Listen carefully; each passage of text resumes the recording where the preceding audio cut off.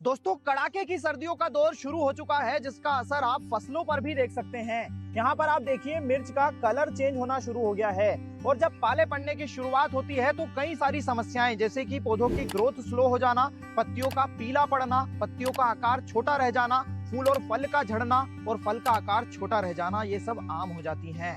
और आलू, मिर्च, टमाटर, मटर, सरसों जैसी कई सारी नाजुक फसलों में तो उत्पादन बहुत बुरी तरह प्रभावित होता है।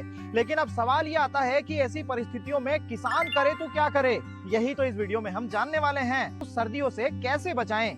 चलिए शुरू करते हैं। दोस्तों, पाला पड़ने से फसलों में बड़ा नुकसान ये होता है कि पत्तियों के ऊपर बर्फ जम जाने से पत्तियों की कोशिकाओं के अंदर जो पानी की मात्रा होती है वो भी बर्फ में बदल जाती है, जिसके कारण पौधों की विभिन्न क्रियाएं तो बाधित होती ही है, लेकिन इसके साथ ही बर्फ का आयतन पानी के आयतन से ज्यादा होने के कारण ये सेल्स एक्सपांड होकर फट जाती है, जिनसे पौधों को बड़ा डैमेज होता है और उत्पादन पर इसका असर देखने को मिलता है। इस स्थिति में सबसे सटीक सॉल्यूशन है सिलिकॉन, जिसे आप स्प्रे से या फिर ड्रिप से भी चला सकते हैं। और सिलिकॉन आखिर करता क्या है? तो सिलिकॉन किसी प्रोटीन निर्माण में, कार्बोहाइड्रेट निर्माण में या फिर एंजाइम निर्माण में मदद नहीं करता है, बल्कि सेल्स के बीच में जो स्पेस होती है उनमें जाकर जमा हो जाता है, या फिर ये कहें कि सेल्स की वॉल्स को मजबूत करने का काम करता है, जिसके कारण पाले पड़ने की स्थिति में पौधे मजबूती से खड़े रहते हैं और ये सेल्स भी डैमेज नहीं होती है। और इसके दूसरे फायदे ये होते हैं कि कीट और रोग भी अटैक नहीं करते हैं, क्योंकि सेल्स की वॉल्स मजबूत हो जाती हैं। फसलों को सर्दियों से बचाने के लिए सल्फर का इस्तेमाल भी कारगर है।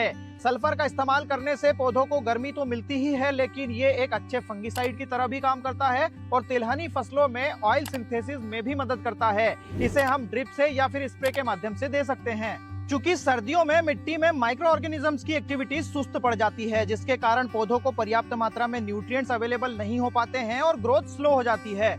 ऐसी स्थिति में गुड़ का इस्तेमाल भी कारगर है। गुड़, जो कि अच्छे बैक्टीरिया और फंगस के लिए एक अच्छा भोजन है, जिसके कारण इन माइक्रो ऑर्गेनिजम्स की एक्टिविटीज बढ़ती है और वो पौधों के लिए न्यूट्रिएंट्स की अवेलेबिलिटी बढ़ाते हैं और ऐसी स्थिति में भी पौधे अपनी ग्रोथ बनाए रखते हैं। ड्रिप से अगर इस्तेमाल किया जाए तो बहुत अच्छे परिणाम मिलते हैं, लेकिन इसे स्प्रे से भी लिया जा सकता है, क्योंकि ये गर्म प्रकृति का है, इसीलिए स्प्रे में भी अच्छे परिणाम देता है। चूंकि सर्दियों में हवा ड्राई रहती है, इसीलिए हमें मिट्टी में पर्याप्त मात्रा में नमी बनाकर रखना चाहिए, जिससे पौधों में पानी की कमी नहीं हो, जिसके कारण पाले का असर पौधों पर कम पड़े।